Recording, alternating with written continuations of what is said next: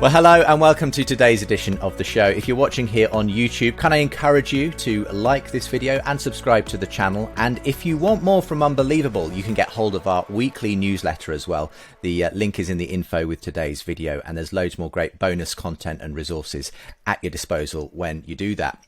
Today's show is on meaning, truth and love. And do they make sense without God? My guests are Simon Edwards and Stephen Woodford, aka Rationality Rules, big YouTuber. The Sanity of Belief, Why Faith Makes Sense is the title of a new book by Christian apologist Simon Edwards. And in it, he makes the case for why meaning, value, goodness, truth and love is best explained by God, and then sort of builds a case for Christianity making sense historically, scientifically, emotionally, and so forth.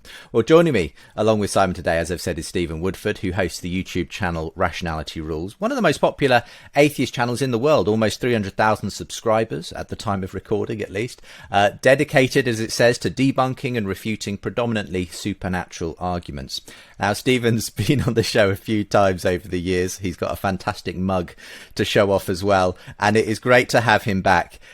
So we'll hear how you've been doing in a moment, Stephen. But today, Stephen here to respond to Simon's case for faith as we examine these three specific topics on today's show: meaning, truth, and love, and why, in Stephen's view, those concepts actually make more sense on an atheistic worldview than a Christian one. That's going to be our discussion point today. So let's start with you, Simon, though. Welcome along. First time on the show, but I think you've been in the world of Christian apologetics quite a while, haven't you? And hail originally from Australia, I believe? Yeah, that's right, Justin. Thanks for having me on the show, and great to meet you and Stephen. From Australia originally, a lawyer by background, but for the last few years, much to my surprise, actually, totally unexpected, I thought it was going to be just a year of doing some study in Oxford in some philosophy and theology.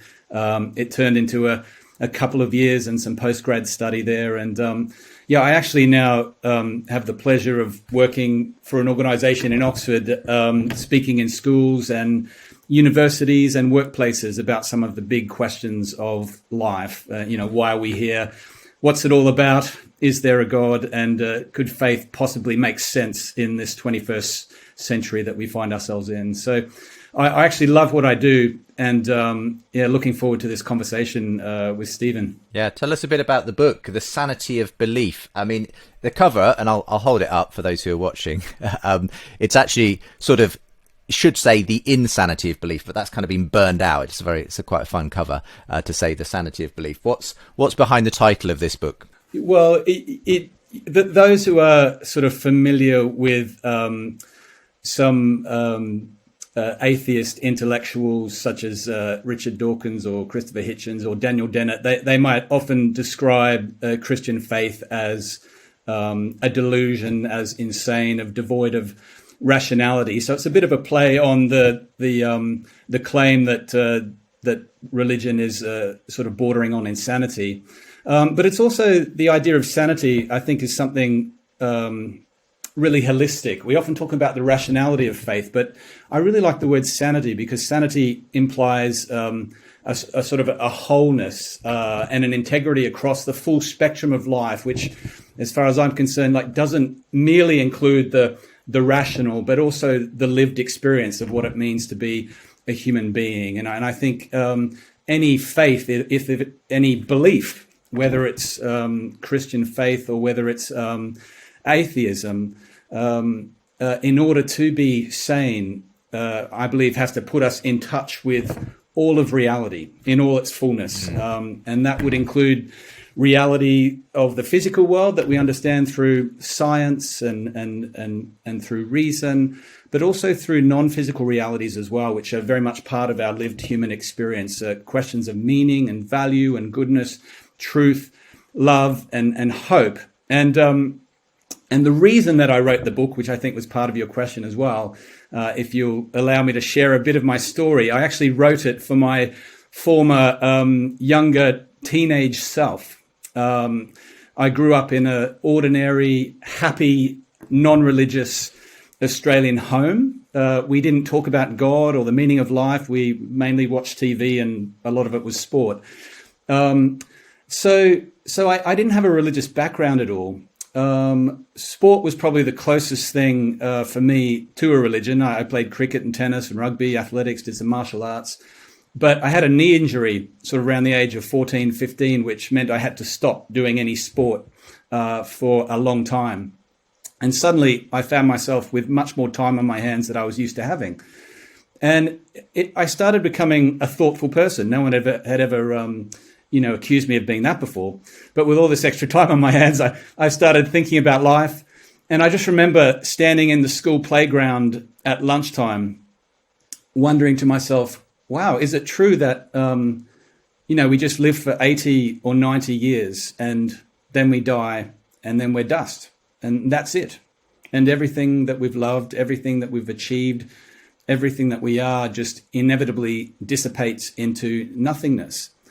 And I just thought to myself, if that's true, it's sort of a sad story and a meaningless one as well. And I remember thinking it's a bit like a video game where no matter how well you play it, it's always the same end result every time, blank screen, you lose.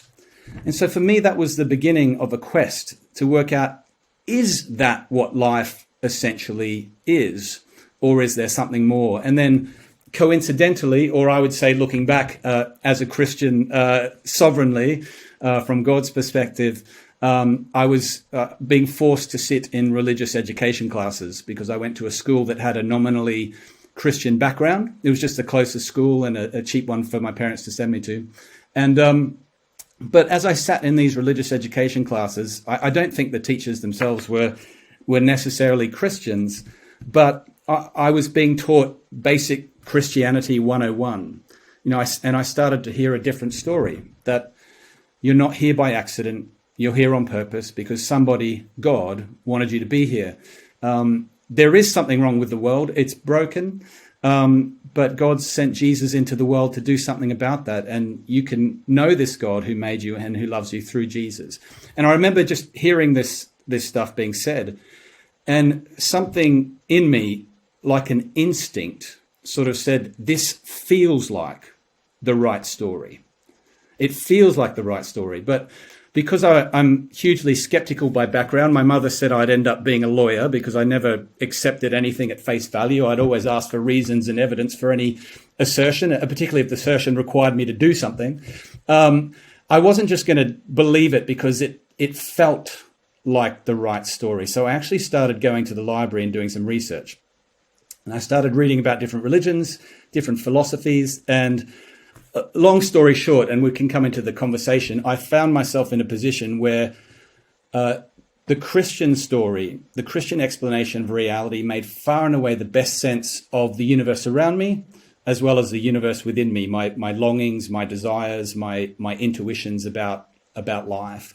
So I came to the intellectual conviction that Christianity was true.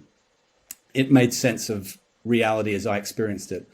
And then it was later that I actually came to a personal faith of entrusting myself to Jesus. And by that time, that was something that I really wanted to do, because after exploring who he was, reading the Bible, I'd realized not only did he love me, that I'd fallen in love with him.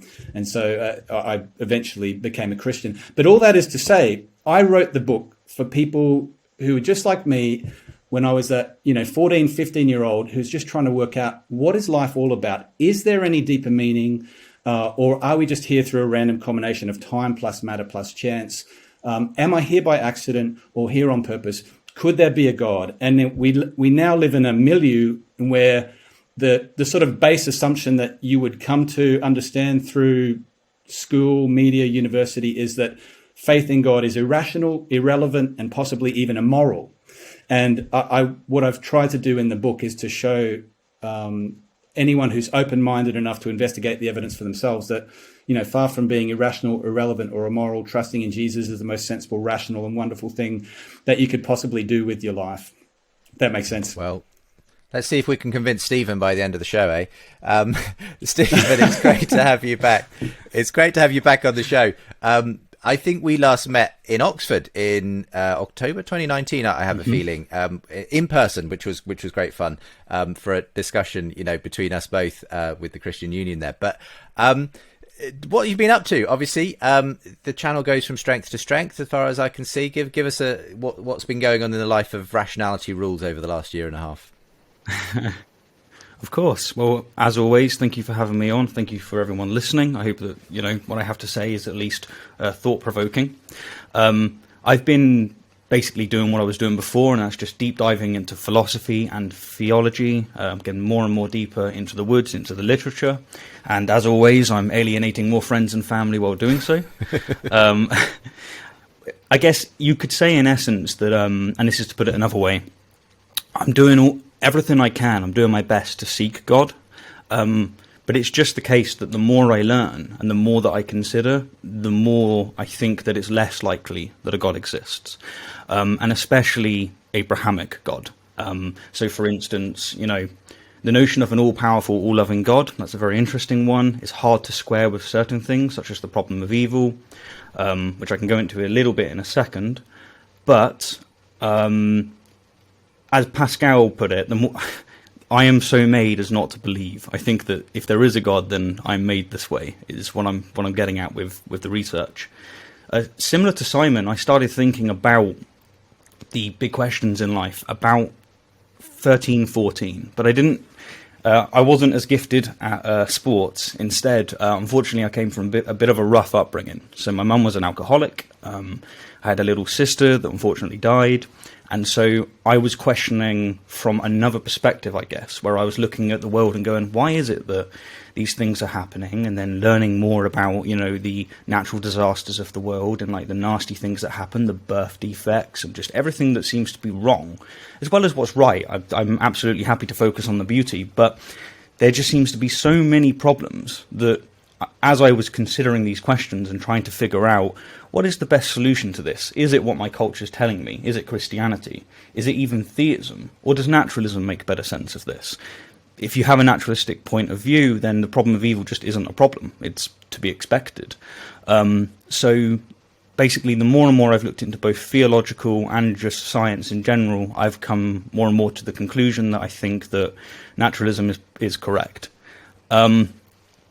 So, with that being said, I have switched gears over the last couple of years. When I was young, I used to look at religion, and I was sympathetic to, you said Richard Dawkins, Sam Harris's view of religion and faith being somewhat equivalent to insanity. I wouldn't put Daniel Dennett in that category. My reading of his work is that he recognises the sociological value for sure.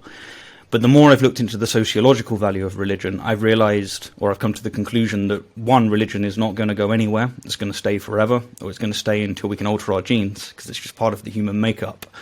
And that it does have psychological and utility value for many people that are so made as to believe. It's just, if there is a religious bone in the body, I don't have it. But it's been good. Other than that, I've been working on my debunked game. I'm about to release a new game, which will be more accessible to more people. I'm really excited to be able to release that. I think a lot of people will have a lot of fun with that. And I'm just smiling, enjoying my finite time here for, I don't think I'm going to be living forever. So it adds value to the fact that it's a rare commodity for me. And can I also congratulate you on your wonderful beard, which I've just been, you are like the sage of the internet atheist world now with that marvelous facial hair. Definitely. If it's a battle of the beards, then Simon and I are both losing on this front. But look, I feel bad. I shaved. I shaved for this, Stephen. I really shouldn't have. Actually, I agree with Justin. I think your beard adds wisdom points to your. You do have a beautiful mug, as he said.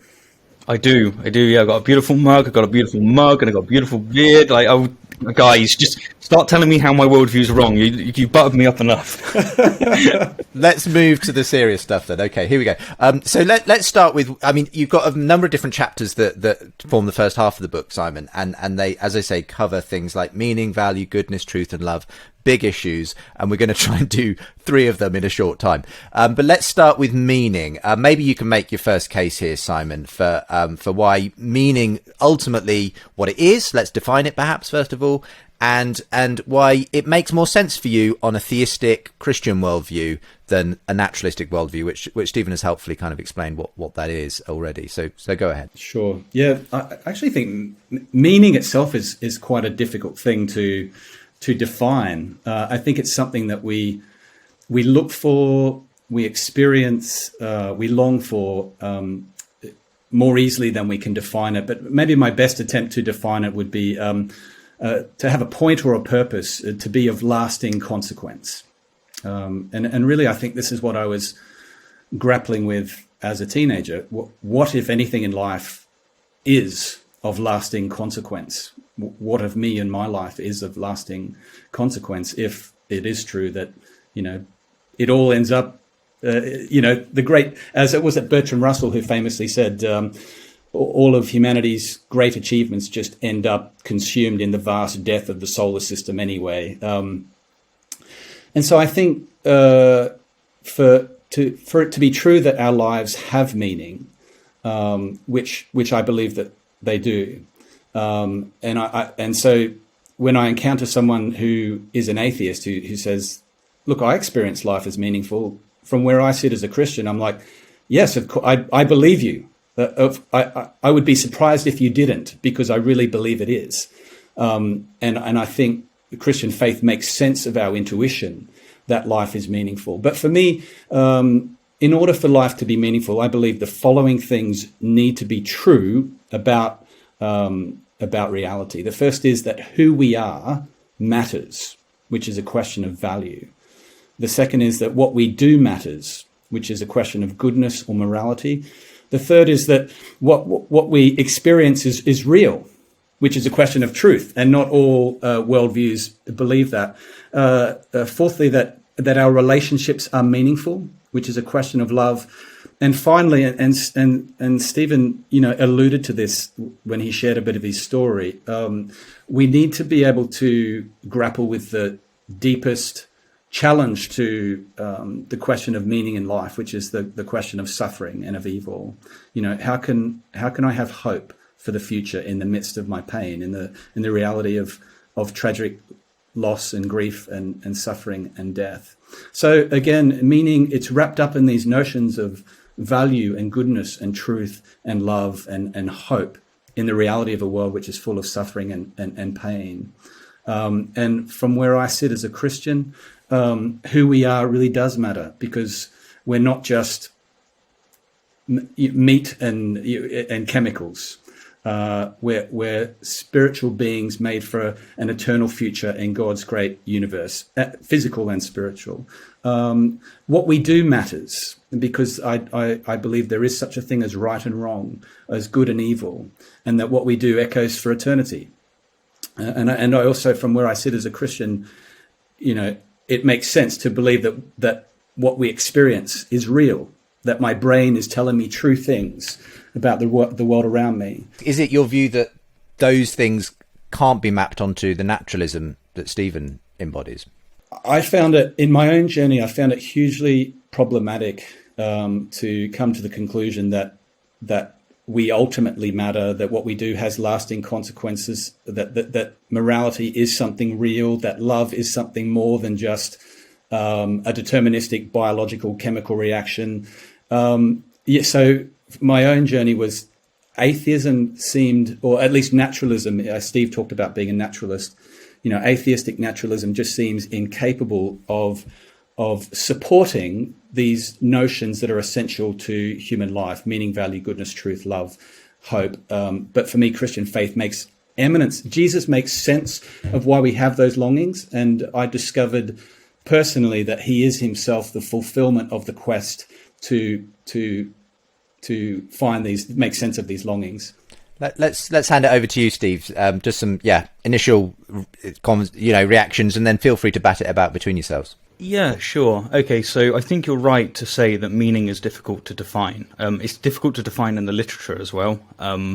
So you could describe it as being something where we look through the prism of symbolism, as in, the meaning of a chair. A chair is an object that allows for human beings to sit on it, etc. Or you could do it through a teleological consideration, which is like goal-based. You could also do it through an emotional, personal value. So in my view, all of these definitions work absolutely fine on a theistic or an atheistic worldview. Meaning is perfectly compatible. Now, the meaning that you gave as a definition was of everlasting consequence. Now, I don't think I'm going to live forever, so yes, you're ruling me out of having that form of meaning, but I just reject that that's a necessary component of meaning. For one, because there's other definitions that fulfill this, but for two, I think, in my opinion, the more you reflect on meaning in general, I don't think it needs to be of everlasting consequence. The very camera that we are all using now, the laptops that we're using now, the cars that we have, none of it's going to last forever. At some point it will be scrapped, yet it serves a purpose now. One of the biggest sayings that we see, at least in the West, it's probably true of the East as well, you see that life is a journey, not a destination. So some swim, for instance, for the rewards of swimming. It might be weight loss or increased self-esteem, etc. Others, such as myself, swim because we enjoy the experience in and of itself. This is how I see life, and this is how I see that my view tends to differ from some theists. I will say some, because it's not most, or at least in my experience, it's not most. I get enjoyment from the conversation we're having now. The reward is having this time with you. You've given me your time, your respect enough to be able to engage with me. I enjoy this, I smile, I love it. I don't need it. I don't need to remember this forever for it to have meaning for me. And I think that if you're going to define meaning to be necessarily everlasting, then you're basically begging the question. You're defining meaning in such a way as to only be possible given the idea that we're somehow eternal. And there's another thing to be said on this front, and then I'll pass it back. I'm going to quote something from Troy, of all things. So Achilles says to Briseis the following: "I'll tell you a secret, something they don't teach you in your temples.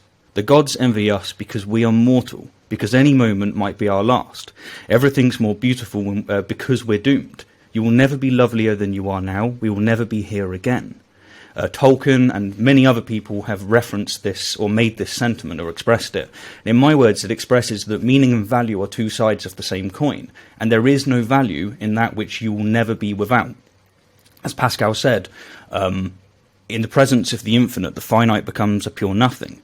If heaven is forever, you two will be able to have I will be annihilated if I'm lucky, or in hell if I'm unlucky, but you two will be able to have this conversation an infinite number of times. So the value of it is diminished. But for me, this is the only time I will have the opportunity to have this conversation with you both. So I think that I wouldn't go so far as to say that naturalism makes more sense of meaning, because I just think that meaning makes sense on both an atheistic and a theist worldview. I just don't see how you could bar it out unless you're kind of pushing it to do so. But I'll hand it back to you, Simon. Thanks, Steve. Yeah, no, I agree with you that you can win an argument depending on how you choose your definitions and suit the definition to the argument. So for me, I probably don't find as much utility in going back and forth on philosophical definitions for meaning. But if you think about what has actually worked for human beings in terms of the search for meaning, and so personally, I agree with you. I can find pleasure, enjoyment, great fulfillment in drinking a nice cup of glass of wine while watching a Netflix movie. It's transient, doesn't last long, but it's fulfilling in the moment. But as I struggled to think about whether my life was meaningful, I came to the conclusion that if we just have a series of one thing, moment after another, after another, after another, some pleasurable, some painful, but in the end, it doesn't last. Who was it who said life's just one damn thing after another and then we die? Sort of that idea.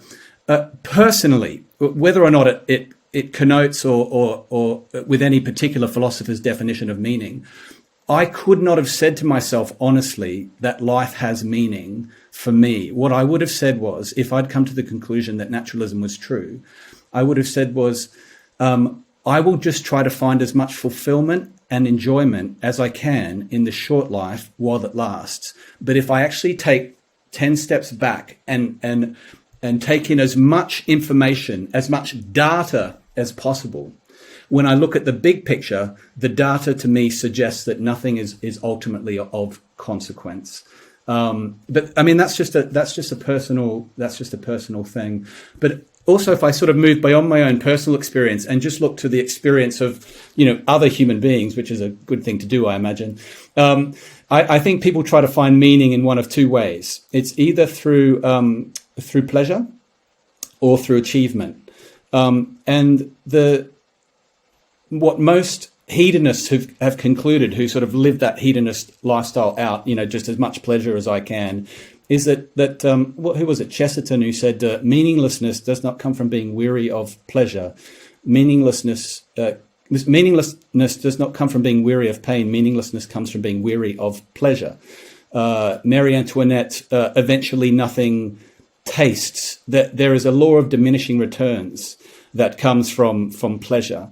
But others look to it from achievement. If I actually discipline my desire for immediate pleasure and try to work towards a goal that's bigger than myself, whether it's my career, whether it's my family, whether it's climbing Mount Everest. Again, the testimony of so many people is that when you get to the top of the mountain, there's nothing there. It's like it's the biggest letdown, because you were thinking that this would be the thing that would deliver ultimate fulfillment. And when you finally get there, it fails to deliver. And it's the old story of, celebrities and rock stars and movie stars who tragically commit suicide because they find that they have everything that life says should bring meaning, pleasure, fulfillment, and it doesn't deliver. And so there's nothing more. And, one thing that really opened my eyes to this, I spent a week speaking to lawyers and bankers in the city of London and Canary Wharf. People who are really materially well off, successful, good looking, just they seem like they've got the whole package. And so many of them expressed this same sentiment that they felt like there must be something more than this material world can offer. There's this. I think C.S. Lewis called it the secret signature of every human soul. That if I find in myself desires for something more than this world can deliver, then maybe I was made for another world. And that was not only my experience; it's the experience of so many others. But I've spoken for quite a bit now, so I'll hand it back. I am gonna hand it back to Stephen in just a moment, but we're gonna go to a quick break first. But this is a great intro to the whole area, because we're already starting to touch on those other aspects of truth and love and so on. And I'm sure we'll have a fantastic conversation as we continue today. We're talking about big issues today in a short time: meaning, truth, love. Do they make sense without God? My guests are Simon Edwards and Stephen Woodford, aka Rationality Rules, and we'll be back in just a moment. For more conversations between Christians and skeptics, subscribe to the Unbelievable podcast. And for more updates and bonus content, sign up to the Unbelievable newsletter. Welcome back to today's show. Really interesting discussion today on meaning, truth and love. The Sanity of Belief is the new book by Simon Edwards, and in it he makes the case for why meaning, value, goodness, truth, love, hope are all best explained by God and ultimately Christianity. Joining us on the show today as well is Steve Woodford, hosts the YouTube channel Rationality Rules. Great to have you back on the show today, Steve. And do you want to just sort of leap in? Because, Simon essentially coming back on, say, okay, well, without kind of getting too philosophical on the definition of meaning, there seems to be this idea, and he sees it in a lot of people's life, very successful people, they haven't got there, whatever it is they're looking for, they don't find in material things, that there seems to be something beyond, something transcendent, let's say, and I think you'd probably agree, Stephen, you said at the beginning, people are innately religious, that's not going to go away. And in a sense, that's kind of what I think Simon's almost described there. There's this kind of part of us that says, no, there must be more than just this one physical life we've got. And you've kind of, you say, I'm happy with that. A lot of people say they're not, though. And I guess that's Simon's point, that it doesn't seem to fulfill the majority of people on this planet. So I think his assessment is wrong. I think he's barking up the right tree, but he's not looking at the right branch, would be another way of putting that. So when it comes to Eastern religions, and looking into Eastern religions, they take a very different, especially like Buddhism, etc., they take a very different perspective to what Western religions have. So a lot of like Buddha's teaching, for example, is to do with making meaning with very little. It's very anti-materialistic, at least in the sense of like physical objects, money, looking nice, all of this stuff. It's about becoming one with nature. It's about becoming one with Brahma. And I think that this relates to what Simon was touching upon, and that is that we get value from many, many things. I will just quickly, as a quick caveat, the way that you were using meaning, Simon, when you were speaking about certain types of meaning, you were using the words joy, etc., and then you were using meaning exclusively in the sense of eternal consequence. I think you might want to watch out not to do that, because I think meaning would apply to all of them, but I know that we're just distinguishing the words that we're using here. So, meaning in the sense of Eastern religions and psychology in general it's not of materialistic consideration. So money, for example, money is extremely valuable when you have nothing, because society is rigged in such a way so that it's the commodity that allows us to have shelter and to have sustenance. It's very, very important. Not spiritual sustenance, as you might call it, or psychological sustenance, as I might. But it has diminishing returns. Once, studies show, once you get to about 60, 70k, it diminishes. Whereas other forms of meaning, which are more to do with accepting the world that we live in, not having cognitive dissonance, seeing meaning in our interactions with the world, these are fundamentally of greater worth once you're past that first layer. Maslow's hierarchy of needs, for instance, has like shelter and sustenance at like one of the bottom layers. You can't worry about the things that come afterwards, like self-actualization, until you've met your bottom needs. I think that is loosely correct, and this is where most people today are about, and we're struggling for meaning and we're struggling to understand the world. So yeah, I think I just wanted to clarify that, really. The last thing I wanted to say is that you said that you want to make sure you are worried about what you want to be true versus what actually is true. And I think that's a really important consideration, right? So would I like to live forever? Well, certainly younger Steve did. But I had to be very, very cautious of the fact that I really want it to be true. I want to see my loved ones again. I want to be able to have this conversation again. I want to be able to feel like I'm something other than just an ape on a planet. I want these considerations. But if the fact that you want it is not evidence for it being true. Especially if you consider evolution by natural selection, the processes would select for an ape to think that it's more important than what it is. I think that's the correct assessment. Yeah, I find myself agreeing with you in large part, Steve. You make some really good points. I too, when I look at Eastern religion, I think that's yet another example.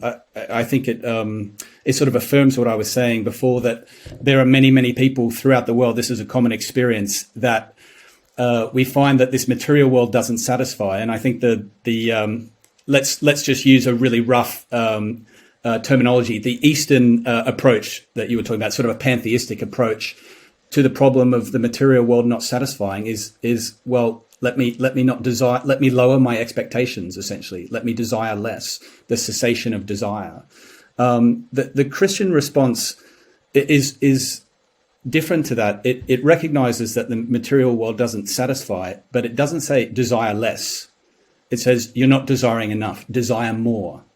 There's the physical, but there's also the spiritual, and there's a God there who is unseen but who loves you and who you can have a relationship with. So I think that's affirming that same point, that people are looking for something beyond this material world.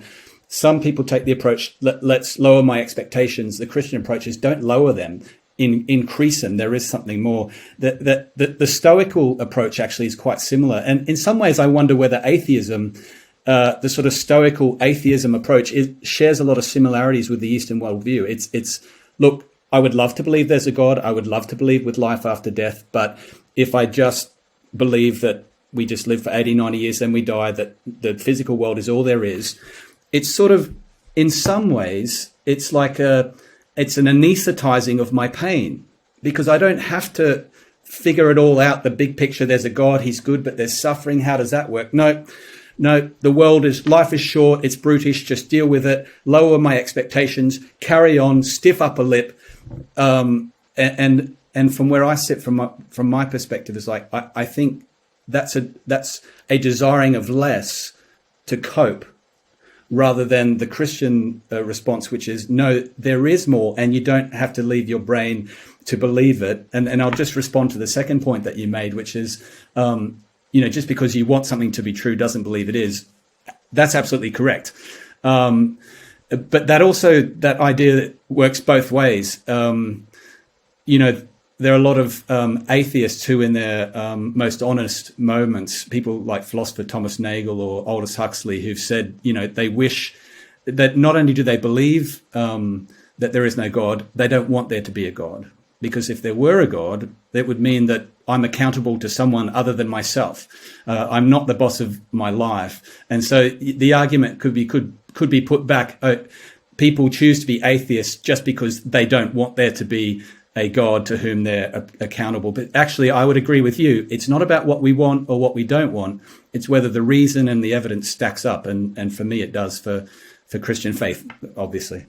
Yes. Okay. So good points. I just want to touch on the materialism sense. The view that's expressed in Stoicism isn't so much like a problem with the materialistic in the philosophical sense of materialistic. It's more, you've got psychology, and psychology would be an emergent property of materialistic aspects. So the mind, the consciousness, is a product of the brain. You may not agree, but I'm just giving you a naturalistic account. What I'm saying there is that as psychological beings, our psyche is the thing that you need to. It's where you're going to self-actualize, is in the psyche. It's not going to be with materialistic values for the diminishing reasons that you mentioned. You can just. Theists and religious people, they tend to describe it as a dichotomy between the materialistic and the spiritual, whereas someone like me would go, no, it's you can call it the materialistic, but I just call it the strictly physical, let's say, and the psychological. So the same dichotomy is there, but it's an important distinction to make, that it's not like a naturalist is there's totally a problem with the physicality of the world. We need something more. No, I'm happy with the physicality of the world. It's just you've got to accept that psychology is an emergent property of that. And just to quickly touch on the atheist not wanting God to be true. While I'm still in a state that I would prefer for there to be a God rather than not, I have to say that the more I think about the consequences, imagine having this conversation an infinite number of times, or near an infinite number of times. I mean, you're both lovely, but I would get very bored, and I would suspect that most people would. These kind of considerations can lead people, and it is leading me, I must say, to a point where I'm actually thinking I would prefer to cease existing. I don't think living forever is something I'd want. I'd just be interested in your response to that, Simon, because I have heard this from other people apart from Steve, saying, heaven will get incredibly boring after the first 10,000 years, So just, I mean, it's a bit of a diversion from our core subject here, but what's your response to that kind of an objection? Yes. Well, probably similar. If heaven is nothing more than an endless conversation with Steve and Justin that repeats itself ad infinitum, I might find that eventually the law of diminishing returns might kick in there as well. From the Christian view of life is that when we physically die, life continues. There is life beyond death, and we'll be doing stuff. There's relationship. There's still things to do. There's things to learn. It will be meaningful. It will be purposeful. We will, but it doesn't spell it out in detail. But I don't think the Christian picture is we sit in heaven listening to the same hymn sung on recording over and over and over and over until the words make no sense. No, it'll be it's everything basically. Steve, have you read the Narnia series by C.S. Lewis? No, I'm reading the entirety of C.S. Lewis's works at the moment on specifically religion. I noticed that you referenced him quite a lot in your book, and I can see why. I can see the influence. It's rather obvious. I like it, but no, I haven't went through the book. No, not Narnia. Okay, so I just asked that because if you've read the Narnia series, it's the books that he wrote for children, Lion, the Witch and the Wardrobe, Voyage of the Torn Treasure, it sort of goes all the way through. The last one is called The Last Battle, and he paints us a wonderful picture. And basically the idea there is that everything in this life that was good and beautiful and true is like a glimpse of the afterlife of heaven. So it will be almost like we see so much of this world in heaven, but it's the good stuff. Obviously by definition, it won't be boring. It won't be monotonous. The terminology that Lewis often employed sort of came from the book of Hebrews, didn't it? We're in the Shadowlands, and whatever that life will be, it will not be some sort of, dim sort of ethereal kind of existence. It'll be more solid, more true, more, more intense. And it certainly doesn't paint a picture of something that's just monotonous and will, get very stale very quickly, but something that will actually become more exciting the longer you journey into it. That's the kind of picture that Lewis painted. But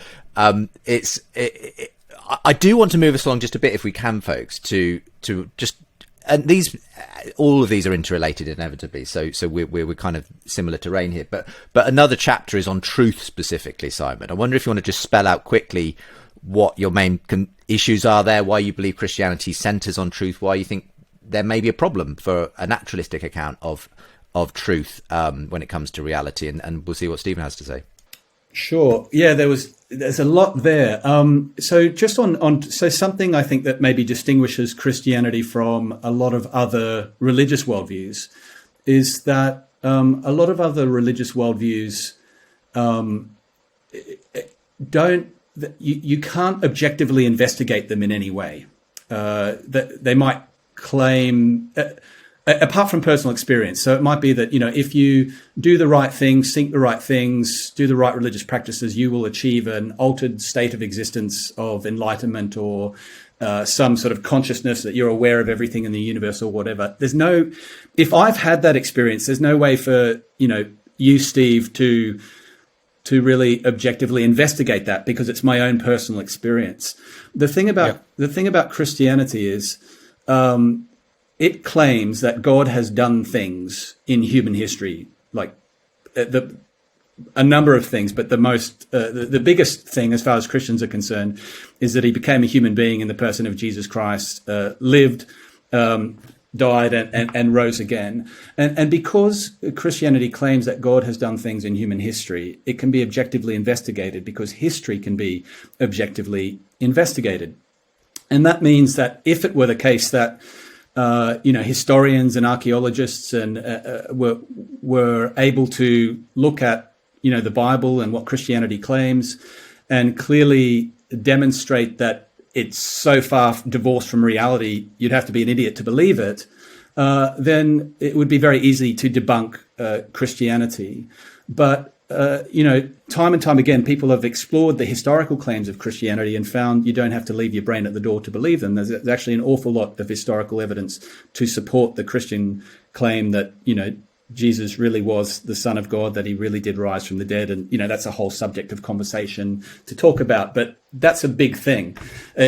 When you read, for example, Nordic myths about the god of love and thunder, Thor, you see that these myths have no contact with human reality. Like, when did they take place? Where did they take place? Well, nowhere and on planet Earth, But when you read the Bible, you read of Herod and Judea and Caesar Augustus and the Roman Empire. In other words, these are real people, real places, real events, real history. You can go do a dig in Palestine based on things in the Bible and dig up buildings that you would expect to be in those locations, because that's how they're described in the Bible. So archaeologists take these things seriously. So that's something special about the Christian worldview, which would not apply to a lot of other religious worldviews. The second thing to say is, and we can talk a bit more about this, I don't think that a naturalistic view of reality, I think it's self-defeating for two reasons. The first is that you're trying to you can't trust. The two reasons you can't trust your mind. And I think the second is the most persuasive. But the first is that if it's simply the result of an unguided, mindless process, why should you believe anything it tells you? But secondly, if you add to that it primarily serves evolutionary success, not truth, you really have no reason to believe anything it tells you. So I think I think naturalism undercuts rationality as well, but we might want to talk a bit more about that as well. Simon, do you think that God used evolution to create humans, or are you a creationist? Yeah, so certainly evolutionary biological mechanisms have happened. That's part of the story of who we are. Undoubtedly, the science is there, and I think adaptation, natural selection. You can even observe it to some extent. So, yeah. Okay, so if we are evolved, putting aside like the problem of how nasty evolution by natural selection is, that is not a process that you would typically expect an all-powerful, all-loving God to use, because it is very, very, very brutal. But put that aside, with that being true, if you accept the evolutionary account of, say, a Christian worldview, then you're in the same boat as me. We've evolved to survive as a species, not necessarily for truth. It just turns out that truth is a very useful way to survive. So we can't expect to actually have access to truth in and of itself, but evolution would select in such a way for us to be approximately correct. Now, because of this and other considerations, I think there's at least 3 theories. I think there's 4 in the literature of accounts of truth. I personally think that the correspondence theory of truth is correct, and it basically states that the correspondence theory is that what we believe or say is true if it corresponds with the way that things actually are. This was pushed by Bertrand Russell and G.E. Moore. I think that that's what it is. Truth would be whether or not a correspondence with what actually is true. Now, you're right. I don't actually think that we can know anything, really, to a 100% precision. But I think that's true for theism and atheism. The only way you can really get away with that is if you adopt full creationism. At least it seems to me that that's like at least the primary way to do it. But, I mean, I'm going to pay you, as you've already said, we know that creationism is not true. But that would give you a gateway for like beings that really do have access to truth. So yeah, that's on that front. Before we go to the historicity of Jesus, is there anything you want to come back on that? Yeah. Just I think it's really important to make a distinction between guided and unguided evolution.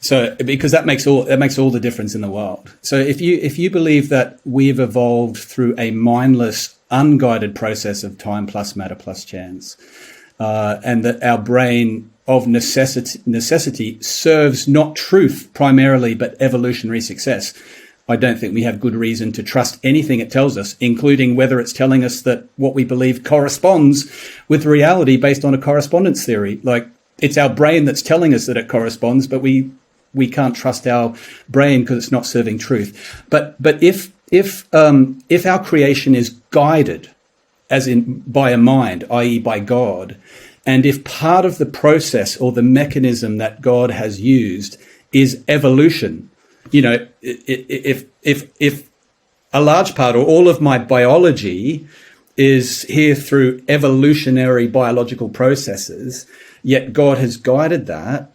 then that's a different story, because it doesn't mean that I have to conclude that my brain doesn't serve truth primarily. If the mind behind the process wanted the outcome of me having a brain that is intelligent, well, as intelligent as an Australian can be, and that tells me true things about the world around me. So that makes all the difference in the world. And when you read Genesis 2, and I think this is a beautiful description. And it talks about Genesis 1 and 2, but the bit that talks about the man was formed out of the dust, but then also God breathed life into them. I think it's quite compatible, the idea that, God being formed from the dust, from the physicality, like evolution speaks to the biological nature of who we are. But as a Christian, I believe that we're more than our biology, that we're made in the image of God, that and that when he breathes something into us, we have a semi-transcendent nature. We're not fully transcendent like God, that we can just make planets and stars and solar systems.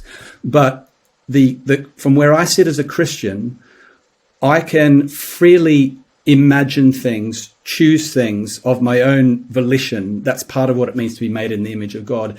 And unguided, evolutionary naturalism cannot explain that. Does that clarify the difference? Unguided, guided? When you say that you can make the choices, are you saying that you adhere to libertarian free will, as in like you are really the author of your actions, or do you take like a compatibilist position? Yeah, good question, and it would depend on the strict definition of that terminology. But being not fully familiar with the terminology, I would say that we make genuine choices. So we're not so.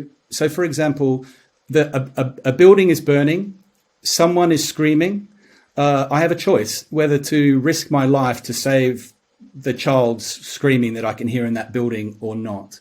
So I believe that as human beings, when someone chooses to run into that burning building at the risk of their own life to save someone that they hardly know, that they're not doing that because they have to. They're doing that because they've chosen to do something. And when they make that choice, they bring something new into the world, a new choice, a new decision. It wasn't just, mindless, unguided laws operating on mindless atoms and they just had to do it. It was a choice. And I think our intuition and our experience as human beings is that we applaud it when someone does that. We think that was a great and noble act. And that, it to me, is a huge clue that our intuition that they freely chose to do what they did is a correct intuition. I'm going to suggest, probably on the basis of what you said there, Simon, it sounds more like libertarian free will than a compatibilist free will. And this is an interesting aspect. And I did want this to come up anyway in the show because we debated this in our last debate, Steve. You are, someone who actually believes there isn't such a thing as certainly libertarian free will. You do believe in a deterministic universe. And I've got to confess, when we did our debate, that for me is also a problem for reason and rationality, because I have an issue, and probably not time to go into it on this show, but that whether you can speak of rationality if actually everything you do and believe has been predetermined by a non-rational process. But I'm adding in my own thoughts here. But I'll allow you to respond to Simon first of all, and then develop your own thinking there. I'll give you a quote from Sabina Hosenfelder. I think I've mispronounced her name, but I know she's been on the show recently, actually. Yeah, it was a really nice episode. She has an episode dedicated to this, and she says, deterministic laws of nature apply to you and your brain because you are made of particles, and what happens with you is a consequence of what happens with those particles. A lot of people seem to think that this is a philosophical position. They call it materialism, reductionism, and think that by giving it a name that ends in ism, they have an excuse not to believe it. But this is denying evidence.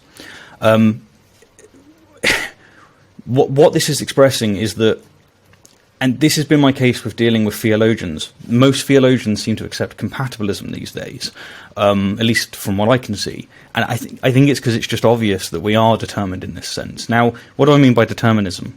Well, it means in order for you to have the libertarian kind of free will that Simon just mentioned, you have to be able to make decisions that are not entirely caused.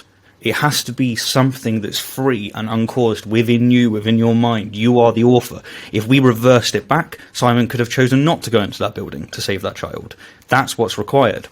But it seems that we've got a combination of determinism, which is why we can figure out anything, because science is predicated on determinism. The idea that 1 causes 2 causes 3, like this is all causal, it's all deterministic.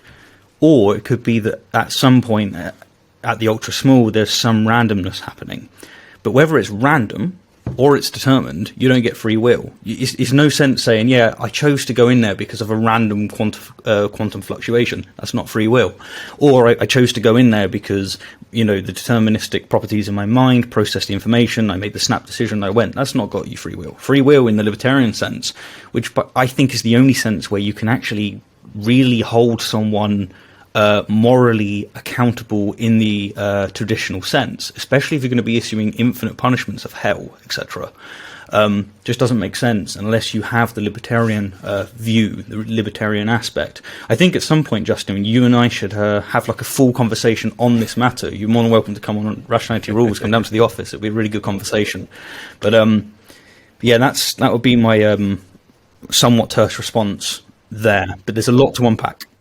Yeah, there is a lot to unpack, and we're going to have just another 10 or 15 minutes to do that in the next section, because we're already at the end of this segment of the show. So I'll come back to you, Simon, for your thoughts on that in just a moment's time. And maybe we'll get to talk about love as well as we round out today's show. It's a deep dive today: meaning, truth, and love. Do they make sense without God? My guests are Simon Edwards and Stephen Woodford, and we'll be back in just a moment's time. In the United Kingdom, just today, we passed 100,000 people who've been killed by the virus. I'm not the one here who is claiming that this is being supervised, that somebody is watching this, somebody knows that this is occurring, and somebody's allowing it to occur. We're in no position to say definitively there is no morally justifiable reason for this particular evil, because we need a godlike perspective on all of space and all of time in order to make that claim.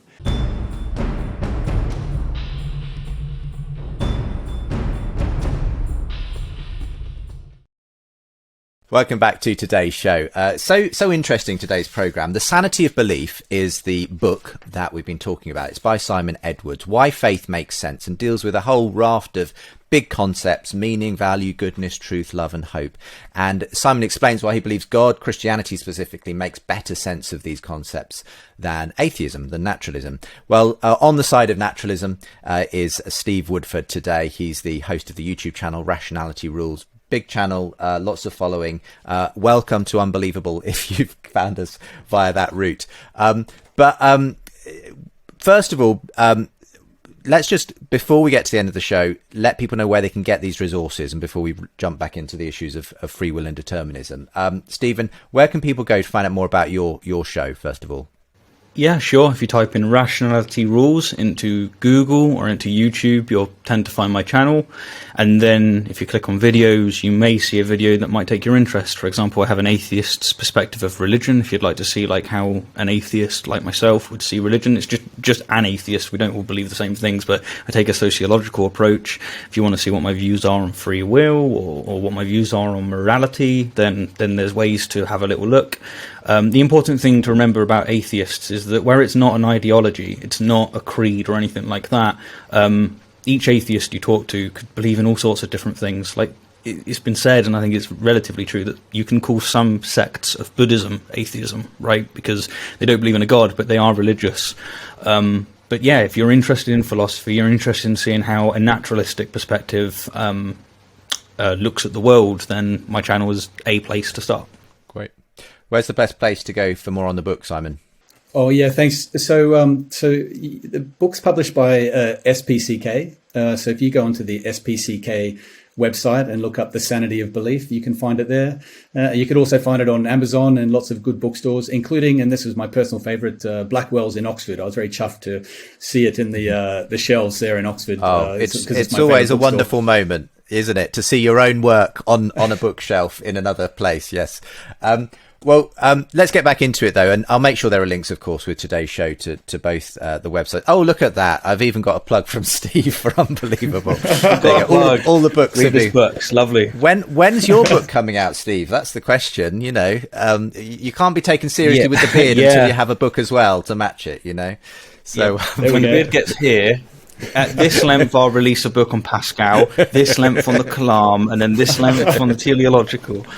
You can carry them around in your beard. It will be long enough. Yes, I can. It's going to be good. Yeah. Like, let me just get you one of them. Back into the meat of today's subject. We're going to go a bit long actually on today's show, because I think there's still a lot of ground to cover here, folks. And we're really in the midst of an interesting discussion on free will and determinism. And Steve, you know, essentially making the point there in that last part, Simon, that actually, you know, as physicists like Sabine Hossenfelder have said, the world runs on deterministic physical processes, you know, and to claim that we are somehow exempt from that just seems to be, you know, an arbitrary claim almost. We need the determinism to do things like science. So for Steve, this brings him to the point where he is a determinist. He says, actually, you didn't have a free will choice.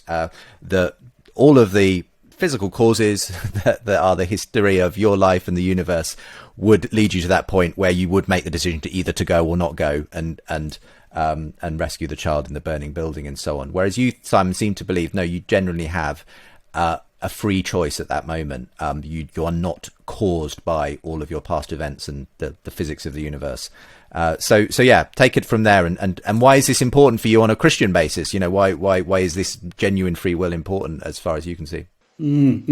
Yeah, well, I mean, I think the idea that we do freely make these big decisions accords with our instincts as human beings. Or if you read all our best literature, we cheer on the protagonist because we believe that the choices that they are making are real. They are either evil or they're good, virtuous or cowardly. And if for me, the greater weight would be the fact that everything in our human experience and the way that we live our lives assumes that we freely choose actions noble or cowardly, would put the weight of proving otherwise on those who say that it's we don't have free will, it's an illusion.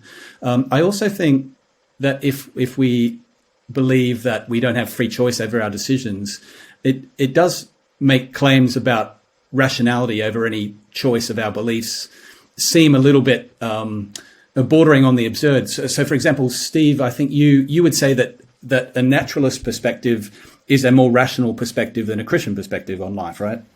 No. No. Okay. No, I just, to flesh this out, the way that I define rationality, it tends to be the way that it is. Most people tend to equate rationality with truth, but rationality isn't that. What rationality is that your beliefs correspond with the evidence that you have. So, for instance, if you, Simon, and you, Justin, if you believed in libertarian free will, you believed in moral realism, well, there are two bits of evidence that you would expect to see more likely on a theistic worldview. So they would favour more theism than they would, say, a naturalistic view. They wouldn't prove theism, but they would favour it. Whereas for me, I don't believe in free will. I don't believe in moral realism. You know, I think morality is objective, but it's not in the moral realist sense. So for me, to be rational, to have my view comport with the evidence, and especially the way in which I see the world, my rational disposition is to say that there is no God. Whereas it's entirely rational for another person to go, no, I believe there is a God. If you've got enough evidence for it, that's a rational view. Okay, so just to clarify that, would you say that Christian faith is more rational than a naturalist position, less rational, or equally rational, or your definition of rationality doesn't allow you to make any distinction? So it's not my definition. It does tend to be the one that's used, but at least in the literature. But I would say that, yes, the question doesn't make sense. It's a bit like saying what's more rational, a spherical world or a spherical Earth or a flat Earth. It entirely depends on the agents and what information they have. So if you go back 10,000, 12,000 years ago, and this is actually, funny enough, the topic that me and Justin was discussing in Oxford. If you go back 12,000 years ago and you said the Earth is a sphere, it doesn't matter that you might be correct, that you probably are correct according to what we know, right? It doesn't matter. If you don't have the evidence to show it, then you have an irrational world, an irrational view. So when it comes to is Christianity rational, we could extend the question to say that do we have significant evidence or adequate evidence to say that proposition is true? I think that's more the angle that you're asking, and in that sense I don't think we do, but you do. And it's like whether or not it's rational is a little bit more difficult than, say, truth, especially if we're using a definition of truth that's correspondence to what actually is in reality. Okay, that's helpful, because I was sort of wondering how if you were a determinist, if you are a determinist. You are determined to be a determinist. You have no choice. So, given that is the case, if you're correct, it would seem to me that that your belief, your naturalist belief, your decision to be a naturalist is no more or less rational than my decision to be a Christian, because we both had no choice over our decision. So, if everyone's decisions are decisions over which they had no choice, it seems to me that just reduces rationality to a sort of absurdity, where it's either the case that we're all equally rational or equally unrational or irrational. But if all of us have no choice over our decisions, to make any distinction between rational choices and irrational choices seems highly problematic. Let's say that you and I lived 12,000 years ago, and you were determined, which is to say that your free will was determined either by quantum fluctuations or by causation. You were determined to think that the Earth is a sphere, whereas I was determined to think that the world is flat, that the Earth is flat, and we didn't have the evidence available to show that it is a sphere. You would be determined to be irrational, and I would be determined to be rational. So rationality still makes sense under this purview. It's a bit like when we look at an optical illusion, right? So when we see a static pattern, we cannot help but experience it as if it's moving, but we know that it's not. That's not a contradiction to know that it's not and yet recognize that we experience it as if it is moving. The same is true of free will. You can recognize that you don't have free will. I'd argue that the evidence is just so overwhelming that even if I was a theist, I'd just have to go for a Calvinist position here. That seemed much more likely to me. Or a Sunni. The Sunni have sects that in Islam that use determinism, and lots of Eastern religion does as well. You can have it like the optical illusion, where you recognize that the way that I experience the world, because I experience the world as if I have free will, but I know it's an illusion. But there's not a contradiction there. There's not a problem there. It doesn't have a problem for rationality, for the reason that I spelt out. I don't really think it has a problem for truth either. And if I did, even you can play the joke as well, and that is that if there is a problem, I'm determined not to recognise it. So can I just clarify then the 12,000 years ago thing? What made one view more rational than the other, even though both had no choice in their decision to believe what they believed? What was it? Was it that one comported more with truth than the other? It's so if you take rationality to be defined as whether or not one's views correlate with the evidence that they have, because whether their views are determined or not is actually irrelevant. They hold a view. They either affirm the proposition that the Earth is spherical or they don't. They either affirm the proposition that the Earth is flat or they don't. And because they don't have sufficient reason to affirm that proposition, one would be being rational and one would not be being rational. Okay, we could probably unpack that a lot more. But can I just then another question that's got me interested is if you believe that you're the thing that does the thinking for you in here, you're trusting that it's working.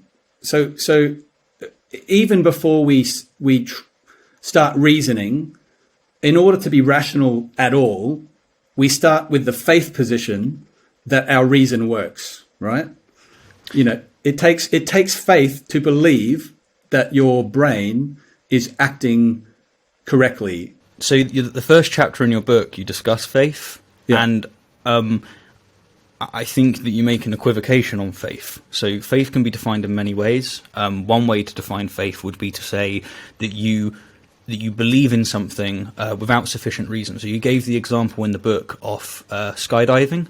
I've done it twice. I did it in Australia as well. It's wonderful. It's very, very scary. But yes. The way that you use faith there is that kind of faith is in everybody. Everyone has to make leaps of faith in that sense, because what it means is that we're making decisions without being absolutely certain of what the consequences will be. So, for example, all of us are on the floor, unless you guys can levitate, and in which case you may well convince me of God. But with the floor being here, we are actually having faith that we're not going to just fall through it.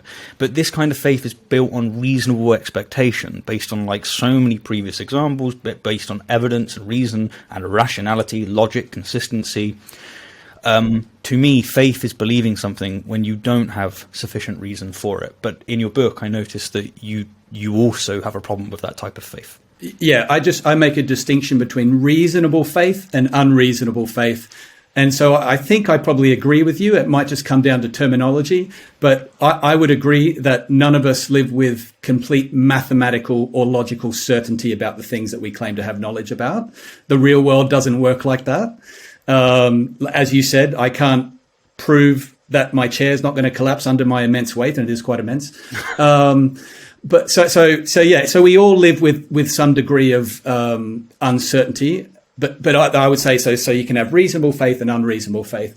But I would say if you believe that your brain is here through an mindless, unguided process, it's an unreasonable faith to trust that your brain is telling you true things about the world around you. And that's just amplified if you also believe that that unguided process was one of unguided evolution, where the result would be that your brain doesn't primarily serve truth. It primarily serves evolutionary success. So every time you make a judgment call about anything, you think you're reasoning about whether the earth is flat or whether it's round, you're trusting the judgments that your brain is coming to. Let me put it on this way. On the one hand, you say, I believe naturalism is true. On the other hand, you're sort of saying, my beliefs cannot be trusted. At least that's what I think you're saying, if you're saying that your brain primarily serves evolutionary truth, not success. And I believe that any theory that makes it impossible to trust our minds is self-defeating. What do you think about that line of thinking? So I remember a while back watching a lecture that you gave where you were talking about presuppositionalism. If I'm not mistaken, it's that you don't endorse it. Or it's at least not your forte. It's not the one that you would put forward the most. I think if you use presuppositionalism, then you start with the truth of the Christian God, and then you can start making these claims of other views. But at least in my opinion, much more respectful theism, which is to say far more likely to be true than presuppositionalism, which just to me is a lobotomy. I do not think that presuppositionalism has any legs. But if you take it so that evolution was used by God, then if you repeat the question, actually, I want to make sure I definitely tell precisely what you say rather than a slight caveat. Yeah, fair enough. So I'm making a claim that if you are a naturalist, you don't have good grounds to trust that your brain is a reliable truth instrument. Okay. Because it's not serving primarily truth, it's primarily serving evolutionary success. If that's the case, you're making self-defeating claim when you say, I believe naturalism is true, because on the one hand, you say, I believe naturalism is true. On the other hand, you're saying my beliefs cannot ultimately be trusted. Well, what I'm saying is that when you say unguided evolution is not consciously guided, but evolution isn't like this random mechanism, right? It is selecting for things that work. It's just not doing it consciously. So if it turns out that two people, if you've got two communities, and one community is understanding the way the world actually is better than the other one, so they figure out, how does the produce of plants work, and can we actually breed animals so that we can have sustenance for our tribe? These kind of things are selected for by evolution, and so you get a push towards what we suspect, this is the correlation theory of truth, is probably true of the world. Now, ultimately, yes, I agree. I actually don't think, to me, even if I was a theist, I don't think that we have access to truth. I just don't. I think that God would have if it is the case, he's created us in such a way that we don't have access to truth. We have the best approximation, courtesy of evolution by natural selection. But yeah, you can't know that anything is absolutely true. I take that form of skepticism to its extreme. Does that mean that we have to throw out naturalism or throw out, in my view, theism, because we can't actually ascertain the truth as a 100% certainty? I don't think that's true. I think it's okay to say that we have a close approximation, just as we do in science, right? We have general relativity, the theory of general relativity. We've recognized that we just don't have access to truth. It was wrong to say that we know for sure that Newton's got it correct. No, we don't. It's our best approximation. It's the best correlation we have to truth. Then you move on to general relativity and you go on from there. I think we're all stuck, whether you're a theist or an atheist, you're stuck with that. I don't think you have access to truth. Just a quick response, Simon, and then I'd just love to quickly touch on love as well before we round out today's show. Oh, yeah. Yes, let's do it. Oh, love. Yes, that little chestnut. So lots of things to say. Maybe just that, for me, it makes eminent sense that I can trust if my brain is not the product of mindless, unguided, non-rational processes, if it doesn't primarily serve evolutionary success, i.e., if my brain is the product of a mind greater than mine, who designed me intentionally and is all powerful and all loving and wanted me to have a brain where I could know things and eventually come to know him, to me that makes perfect sense that I can trust my mind. But I don't start. Oh gosh, I could go off in so many directions. But I want to say, all of us as human beings, right? We actually, you talked about presuppositionalists, but we all start with our own experience. We come into this world, and straight away we start experiencing things. I think we already come with a certain degree of truth mechanism. Let's put it that way. Our brain's already sort of logically working in some way. I think, I'm not a child psychologist, but in some ways our brain is synthesizing this overload stimuli of information, and as we go along, we're trying to figure out what it's all about. And so I put it like this: my experience is, and I live like this, that my brain is intelligent and the world around me is intelligible. That when I see a red bus driving past, my brain tells me there's a red bus driving past. At the deepest core of my being, I truly believe there really is a red bus driving past. And from where I sit as a Christian, it is entirely rational to believe that, if I understand that my brain was designed for that very purpose. If, however, I believe naturalism, I don't think it's rational to believe that. I'll leave it there. We'll leave it there for the moment, and fully understand that Stephen would have responses to that. Let's talk about love, and maybe this would, I think it connects quite interestingly with the determinist free will kind of issue that we've already talked about. Because I've always felt, and I'll put this to you, Steve, and then see what Simon has to say in response. That love, to some extent, to me at least, only makes sense if there is a freedom to it. So for me, if my wife was simply being forced, if I'd given her a love potion to make her love me, then I wouldn't feel that she actually loves me. I'd feel like there's just or if it was really a robot expressing loving feelings towards me, I wouldn't feel that robot genuinely loves me. For me, it feels like natural to say love is something that has to be freely given and freely received for it to count as love. But again, that may be a problem for the determinist, because obviously if these feelings, if this is not actually something I've chosen or is being freely given, freely received, it's just something that was bound to happen because of our neurology, the chemicals, the atoms doing their business. Is that a problem for you, Steve, for love, in a kind of deterministic, naturalistic framework? No, I don't think so. Love, I want to really touch upon where at least I interpret that you would get the deeper levels there, right? So love tends to be split into 4 different views. You've got robust love, love as valuing, emotional love as union. So it's probably not best to go through them all, but I tend to think that love as valuing and love as robust concern is true. So robust concern is the defining feature of this kind of love is selfless interest in the other's well-being for his or her sake, and not because we gain anything out of it.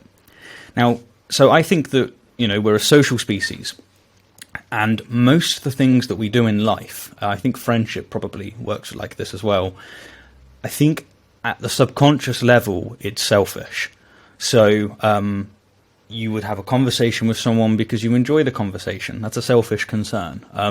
You would spend time with someone, or you might even give them something. It could even be a charity of some sort, but you get something from it.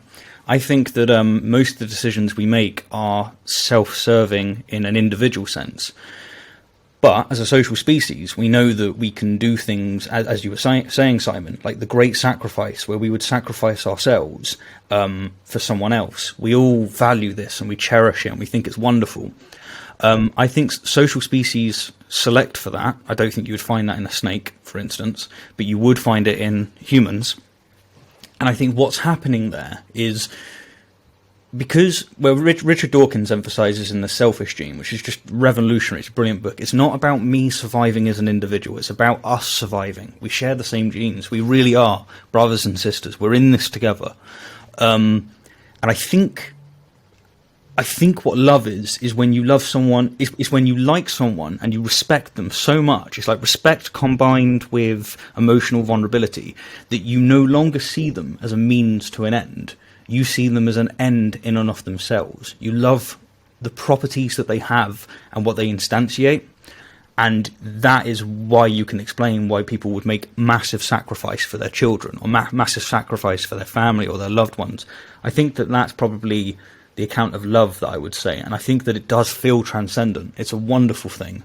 But I just don't see any problem with describing it in an evolutionary, mechanistic, psychological way. And I think trying to trying to really force a view where it is something that's really transcendent kind of takes away from the beauty there. I think it's one of the fine jewels of evolution by natural selection.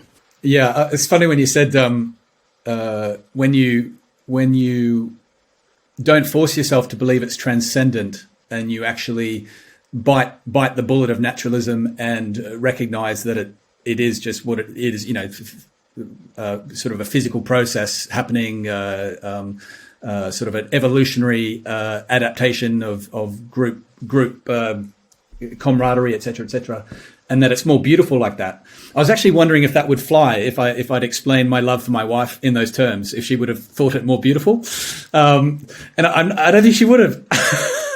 But that in and of itself doesn't mean that what you said isn't true. It's just you wouldn't have convinced her, I can tell you that. But for myself, have you heard what Tim Minchin says when it comes to love? What did he say? He says, "Listen, I love you, with all of my heart. But if I didn't have you, I'd probably have someone else." Wow! Ouch! But it is funny. Yeah, I would say it's one of those things that we can't prove it, right? There's a reason that we're still having these conversations. We're not going to prove it in the same way we can. I can't prove that love is a thing that transcends physicality any more that you can prove that it's nothing more than biology and chemistry. If we could prove it, like we could prove 2 + 2 = 4, we wouldn't have these conversations. But I think the fact, again, and I come back to this, as human beings, this accords with our deepest understanding of relationship, of who we are, our experience of love. I think from where you sit as a naturalist, what you sort of have to do something like this. You have to say, although I feel it to be transcendent, I feel it to be deeper than my unguided laws operating on mindless atoms. I have to rationally say it isn't, and I sort of have to compartmentalize that. But but I can still live like everyone else who believes it is transcendent. But what I would say is, as a Christian, I don't have to sort of bifurcate my human experience like that. For me, from where I sit as a Christian, it fully supports and holds the full weight of the human experience of love and goodness and truth and value, and the fact that you are hugely significant, each and every one of us. And so I think because the naturalist view somehow forces us to believe something different to our very natural instinct, the onus of proof would be on the naturalist to show evidence that would overcome that. Then I don't think it does that, because it just feels like what it feels to me, and again, this is metaphorical, so it's not precise philosophical language, but it feels like if naturalism is a bowl, it's really hard for me to put in all of my human lived experience in there without changing the definitions of some really important things to kind of make it fit. Whereas as a Christian, I feel like, no, I don't have to do that. Love, beauty, goodness, truth, it just fits in. And for me, one of the reasons I became a Christian was because I felt like, as I was trying to make sense of this complex world that we find ourselves in, that's the universe around us, fine tuning of the universe, all that sort of stuff, but also my deep inner experience as a human being. It's like when I discovered Christianity, it was like discovering a key which exactly fitted the lock, and in doing so unlocked the meaning that was behind it all. But Yeah. By the way, how's that gone when you've sort of, tried to explain how you love someone else in the terms that you've talked about? When you say, I robustly have concern for you, how does that go down? So despite it saying, robust concern is actually like a really nice way to express love, because it's saying that you're seeing someone as an end, not as a means. I don't know why the term comes, because it does come across as like some really brute kind of thing, but it's actually one of the sweetest ones there. It's like really is. You elevate someone above yourself in its entirety. Yeah. So I'd say that I just don't think that love is transcendent in the way that you describe it. And even if it was, for the same reason that it's not good enough for me to say, listen, I experience that the pattern that still is moving, burden of proof is on you to show that it's not. I think that the burden's been met far and beyond. The science of it all. You just take like the conscious and whatnot. You take the human, and if you damage the prefrontal cortex, you cause massive, irreversible damage to an individual. If you damage certain parts, you really do cause a lot of problems for us and our souls. And it's like you will do the same damage when it comes to love if you damage the right parts. And I guess as an extension, it's like the very notion, like with what we now know with the brains, the very notion that when we die and it all goes kaput, that we just come off, we emerge and somehow have our conscious. I don't see that as rational. I don't see that as true. So yeah, I guess it really does depend on how you define love and how you look at love. I don't think that love is some supernatural, special, transcendent thing like that. I think it's natural, but I don't need it to be special. I'm fine not being even a pawn in the cosmic game at play. I'm fine with that. So all of these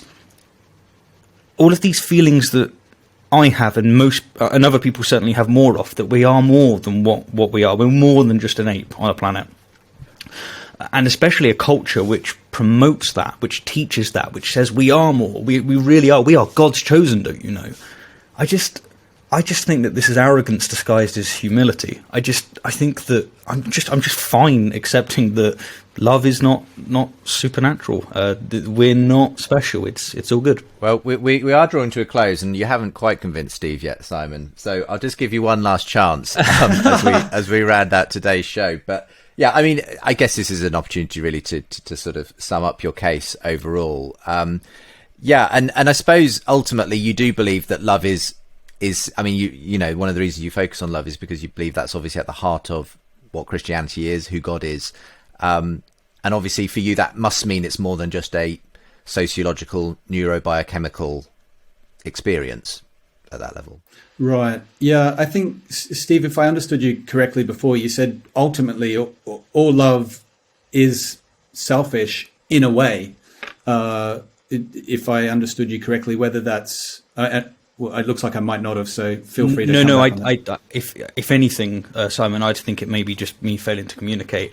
I think the special thing about love is that it's the closest thing that you will get to it not being selfish, because you recognize the ideals in someone else and you elevate it above your own standing. I think that the robust view is correct. It's when you value someone as an end in and of itself, not as a means. So I think that love isn't selfish. I think that probably is the correct thing. I think real love is genuine, selfless in that sense. Yeah, thanks for clarifying that.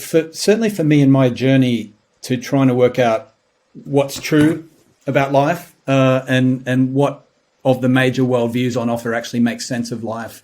For me, this theme of love was a really big one. I feel like, you know, it's been said that if we all discovered we only had 5 minutes left to live, what would we all do? We'd all be on our phones calling the people we love and telling them just how much we love them. Like, love is just an essential aspect of all that we find meaningful to our existence. And so for me, it was like a huge clue that in order to work out what makes sense of life, something would need to make sense of love. When I looked at some sort of pantheistic worldviews that ultimately reduces to the idea that all is one and one is everything, there seemed no room for love in those worldviews because, you know, how can I love my neighbor if I am my neighbor? If I am, or if I am all that there is. And so I found that slightly inadequate. I found the naturalist perspective of life inadequate for the reasons that we've talked about. If love ultimately reduces to an impulse, chemical or evolutionary, over which I have no control, I think that does seem to rob it of its meaning as commonly understood, which is that when I say to someone I love them, I say I'm choosing to do that. I choose you. I choose you. And for me, part of what not only warmed my intellect but warmed my heart was when, as I explored Christian faith and what it has to say about life, I discovered a God who's saying, I choose you. I choose you, Simon. That Jesus tells a story of, I'm sure you're familiar with it, the prodigal son who didn't choose his father, ran away from his father, treated his father with disrespect and contempt, took his share of the inheritance early, and then eventually lost all, came back hoping to just survive as a servant. But the father ran to him, met him on the road, and there's just a beautiful scene where in the embrace of the father, I think the son realizes what he's done. I think when he was in, you're from a Christian background, aren't you, Steve?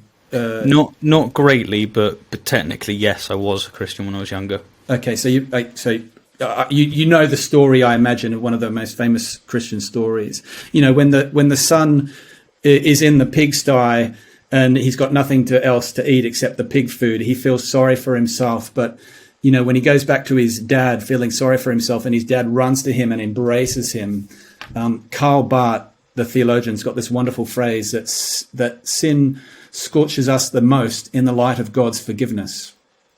And I think in the undeserved loving embrace of the father, the son discovered something that he hadn't seen before, and that was a love that's not based on the merit or worth of the son, but comes entirely from the goodwill and intent of the father, who just can't help loving the son because the son is his. And I discovered in the Christian faith that's who God is, that he's someone who loves us because of who he is, not because of what we deserved, as wonderful as we are. And for me, that love was so compelling. It made sense of so many aspects of what I found beautiful in the world.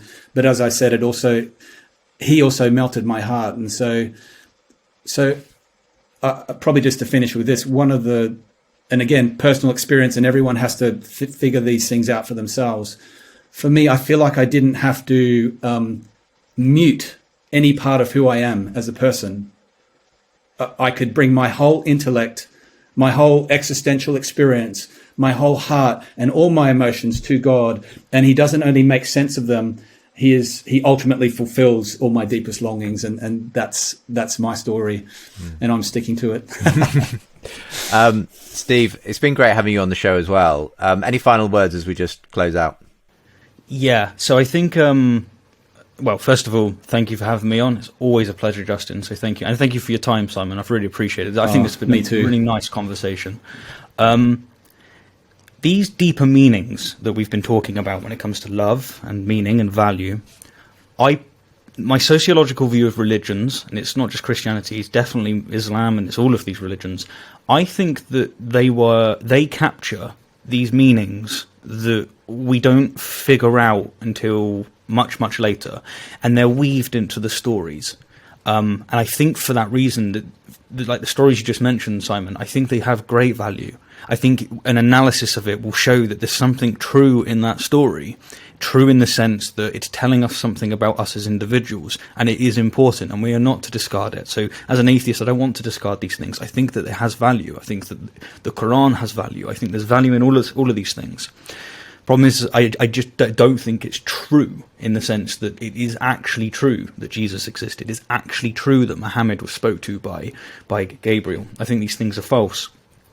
So I guess just ending on the note that the meaning, yes, I take a naturalistic perspective compared to like a transcendent religious kind of perspective on things. I think it's perfectly coherent. I think it's rational. I think it's reasonable. I think it's the correct view given the evidence that we have. Obviously, we don't agree, but that's fine. That's good.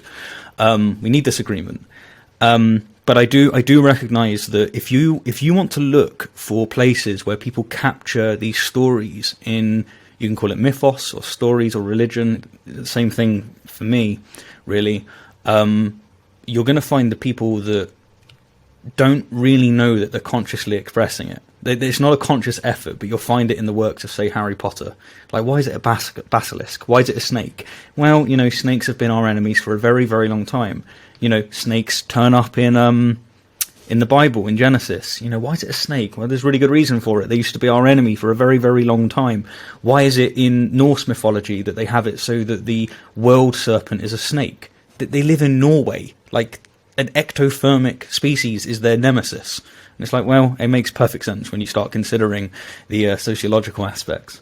But no, this has just been absolutely brilliant. I hope that the audience has enjoyed it, and just thank you. I imagine they have. I certainly have. Thank you, Steve and Simon, for both being on the show today. And if you want more from Steve, I will make sure to link to his channel, Rationality Rules, from today's show, and, of course, the book for more from Simon. And it's called The Sanity of Belief, Why Faith Makes Sense. I'll make sure there's a link for that from today's show. But for now, Simon and Steve, thanks so much for being with me, and all the very best. Thanks, Justin. For more conversations between Christians and skeptics, subscribe to the Unbelievable podcast.